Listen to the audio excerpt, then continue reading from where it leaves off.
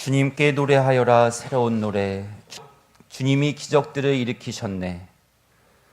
평화를 누리며 굳건히 세워지고 주님을 경외하며 살아가면서 성령의 격려를 받아 그 수가 늘어났다. 마음을 편히 가질 수 있을 것입니다.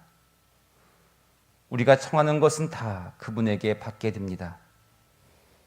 내 안에 머물러라. 너희가 내 안에 머무르고 내 말이 너희 안에 머무르면 너희가 원하는 것은 무엇이든지 청하여라. 너희에게 그대로 이루어질 것이다. 오늘 주님께서 여러분들이 이 거룩한 주일 미사에 초대해 주시며 이번 한 주간 여러분들이 원하는 청하는 거 이루며 살라고 선물로 주시는 말씀드립니다. 아멘. 네, 참 예수님, 찬미 예수님, 주님께 사랑하시는 우리 형제자매 여러분, 오늘 성지에 오시는 길 편안하셨습니까? 네, 영적인 친교 안에 방송을 통해 함께 하시는 여러분들도 오늘 주님 앞에 오시는 길 편안하셨습니까? 네. 봄비가 가득 내리고 난 후 해가 다시 떠서 맑은 하늘을 우리에게 선물로 주신 거룩한 주일 아침입니다. 어제부터 성모님과 함께 기도하며 착하게 살아가기를 청하는 성모성월이 시작되었습니다. 신앙의 선조들은 성모성월의 하루하루를 거룩하고 소중하게 여기며 살아갔습니다. 이런 성모님께서는 어제 양주 순교 성지에 참으로 의미 있는 선물을 주셨습니다. 제가 신앙을 물려받으며 하나님의 축복 속에서 어린 시절을 보낸 박해시대 교우촌이 있습니다.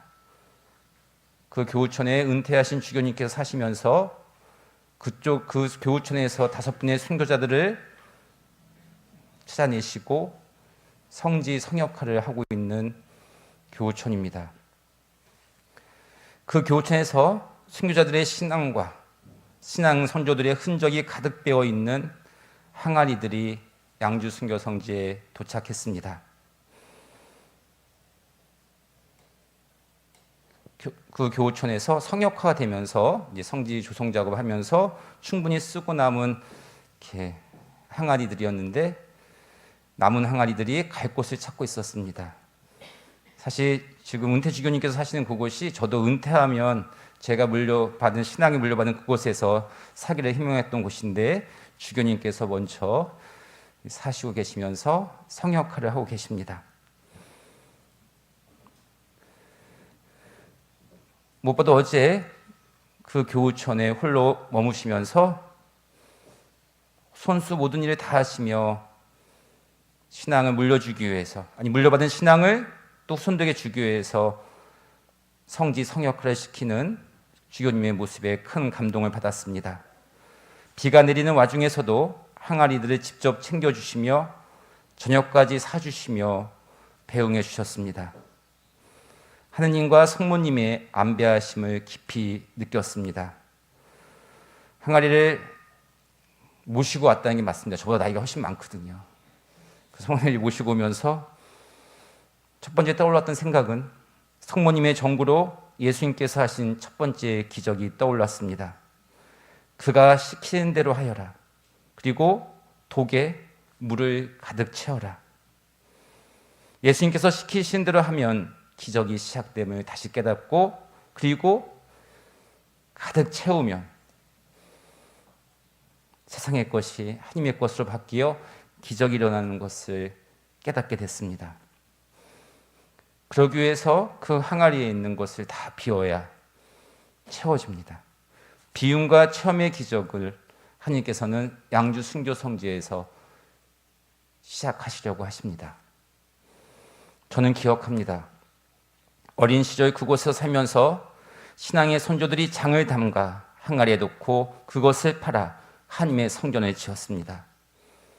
성전을 짓기 위해 매일매일 눈을 뜨면 기도했고 자기 전에 기도했습니다. 기도로 그 항아리를 먼저 가득 채웠습니다. 어제 빗속에서 많은 항아리들을 옮기면서 하나님께서 이제 양주 순교 성지에 성전을 짓기 시작하시는구나. 신앙의 선조들이 물려준 이 항아리들이 먼저 성모 동산 주변에 6개가 설치될 겁니다. 그 이유는 성모님의 정구로 시작된 예수님의 첫 번째 기적, 가나안의 혼인잔치의 6 물동이를 상징합니다. 그 가나안의 혼인잔치의 기적이 양주 순교 성지에서 이루어질 겁니다. 그리고 양주 순교 성지의 축복인 십자가의 길 한 처 한 처 앞에 세워지며 많은 분들이 이게 몇 처예요 몰랐는데 어떻게 이름을 새길까 했는데 항아리에다가 몇 처 이름을 새기고선 봉헌자의 이름은 나중에 이제 다 완성이 되면 그리고 그 처의 묵상문을 쓸 수 있게 큰 항아리가 왔습니다. 십자가의 길의 기적의 신비를 순례자들의 간절한 기도로 채우려고 합니다. 그래서 십자가의 길 시작하는데 큰 항아리를 놔서 십자가의 길 기도 정구함을 그 항아리에다가 여러분들이 십자가의 길 통해서 주님께 청하는 기도를 써서 그 항아리로 가득 채우려고 합니다. 그리고 무엇보다도 하느님께 개인적으로 깊이 감사드리는 것이 있습니다. 이 항아리를 직접 사용한 저희 어머니가 매우 기뻐하실 겁니다. 여자라서 고향 땅에 묻히지 못하고 젊은 나이에 하나님 곁을 가신 어머니께서 이 양주 순교 성지 붙어있는 산 너머 불곡산 산기슭에 묻혀 계십니다. 자신이 태어나고 살던 그곳에서 지금까지 지켜왔고 신앙을 물려줬던 그 항아리들이 어머니 곁으로 왔습니다. 하늘나라에서 예수님과 성모님 옆에서 행복하신 모습에 참으로 설레이고 든든하고 행복합니다. 예수님, 성모님 감사합니다. 오늘 주님께서는 우리에게 사랑 가득한 말씀들을 선물로 주시며 우리를 천국의 길로 이끌어 주시고 계십니다. 오늘 우리가 들은 복음 말씀은 제가 제일 좋아하는 말씀입니다. 그래서 제가 특강을 하거나 피정지도를 할 때 꼭 시작 기도로 하는 말씀입니다. 위로와 희망을 껴주고 어떻게 살면 우리의 기도가 이루어지고 천국의 삶을 살 수 있는지 깨우쳐 주시는 말씀들이기 때문에 그렇습니다. 나는 참 포도나무여 너희는 가지다. 내 안에 머무르고 나도 그 안에 머무르는 사람은 많은 열매를 맺는다. 내 안에 머물러라. 너희가 내 안에 머무르고 내 말이 너희 안에 머무르면 너희가 원하는 것은 무엇이든지 청하여라. 너희에게 그대로 이루어질 것이다. 그 열매는 다름 아닌 우리가 청하는 간절한 기도가 이루어진다고 하십니다. 내 안에 머물러라. 잠깐만. 우리 기도가 이루어지게 하는 시작입니다. 머물러라라는 그 말씀의 첫 번째 의미는 바로 저에게 떠오르는 첫 번째 의미는 붙어 있음이라 생각합니다. 가지가 나무에 붙어 있지 않으면 많은 열매를 맺지 못한다고 예수님께서 말씀해 주십니다. 붙어 있음입니다. 붙어 있다는 뜻은 무엇입니까? 즉 하나님께 붙어 있음, 예수님을 찾고 견디고 버티는 겁니다. 머물러라는 히라버 성서 원문을 보면 지탱하다, 견디어내라고 써 있습니다. 그분을 잡고 견디어 버티어내는 사람, 그 사람이 머무르는 삶이라고 합니다. 그렇다면 어떤 사람이 잡고 버티는 사람입니까? 간절한 사람입니다. 그리고 그 간절함으로 꾸준하게 매달려 있는 것입니다. 그러면 이러한 우리들에게 당신의 말씀이 머문다고 합니다. 당신의 말씀도 우리에게 붙어 있는다고 합니다. 즉 말씀이 사람이 되신다고 합니다. 하나님의 말씀이 나를 살아있게 하여 그 말씀이 이루어진다고 합니다. 내가 이 한계 상황 속에서 그 말씀으로 힘을 얻어서 다시 산다고 말씀하시는 겁니다. 그런 다음에 너희가 원하는 것은 무엇이든지 청하라고 하십니다. 그런 다음에 내가 머물고 내 안에 머물러서 그 말이 내 안에 머무르면 그 다음에 청하라고 하십니다. 근데 우리는 불안과 두려움 때문에 그냥 융한 곳을 찾아다니고 하나님을 자판기 속에 넣어드리며 쉽게 찾으라고 포기합니다. 간절함과 꾸준함은 없어 보입니다. 불안과 두려움 속에서 순간순간에 즐거움만 찾다 보니 내 청하는 기도가 이루어지지 않는다고 합니다.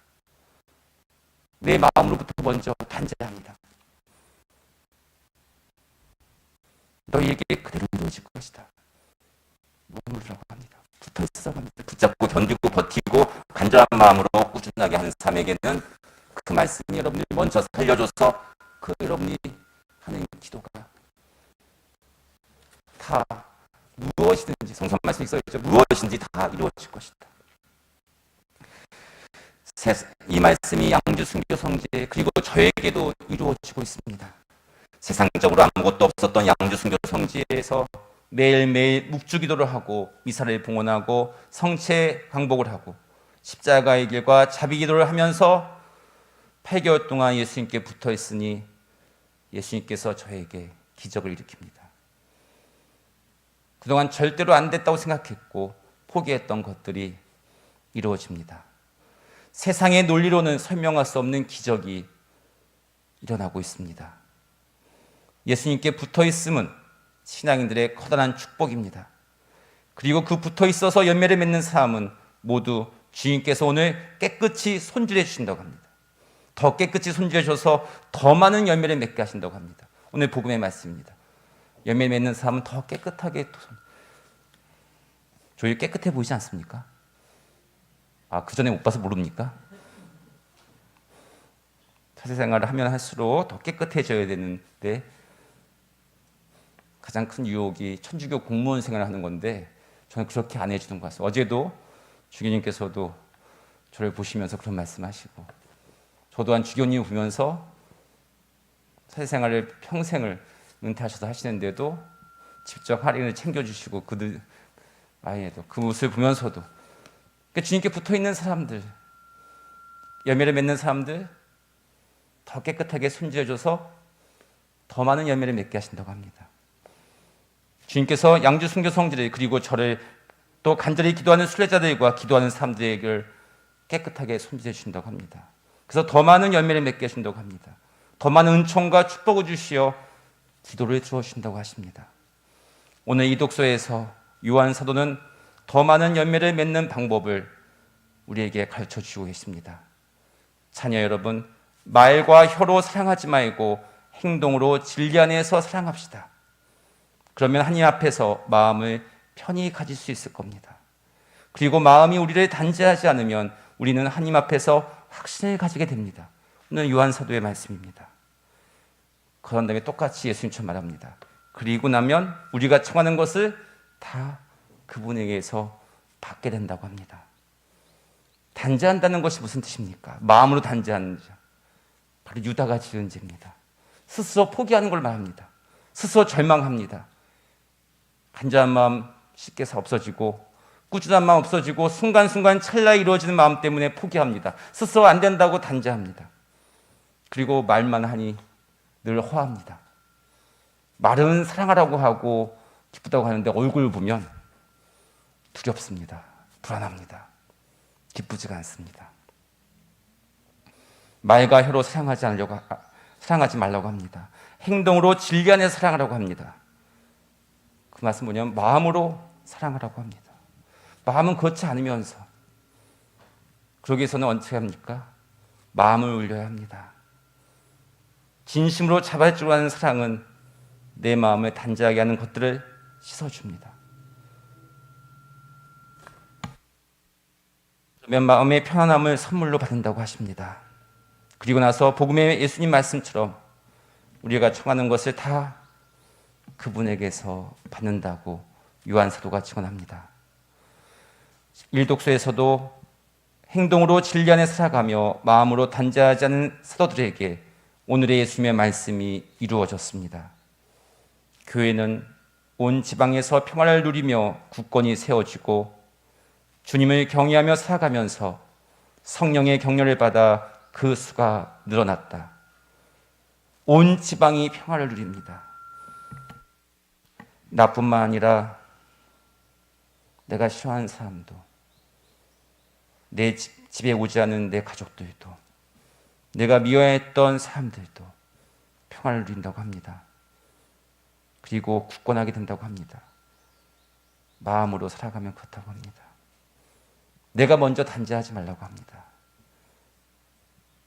그리고 주님을 경외하는 이에게 성령의 격려가 내려진다고 하십니다. 경외하는 자, 다시 복음 말씀으로 돌아가면 누구냐? 주님께 매달려 있는 사람입니다. 주님께 붙어 있는 사람들입니다. 그들에게 성령의 격려로 많은 열매가 맺어집니다. 오늘 이 독서에서는 이렇게 표현합니다. 그 수가 늘어났다고 합니다. 사랑하는 형제자매 여러분, 주님께 붙어 있고 매달려 있읍시다. 간절함과 꾸준함을 가지고 그렇게 합시다. 지켜냅시다. 주님께서 기적을 일으키신다고 합니다. 오늘 입당송의 말씀으로 강론을 마치려고 합니다. 주님께 노래하여라, 새로운 노래. 주님이 기적들을 일으키셨네. 아멘.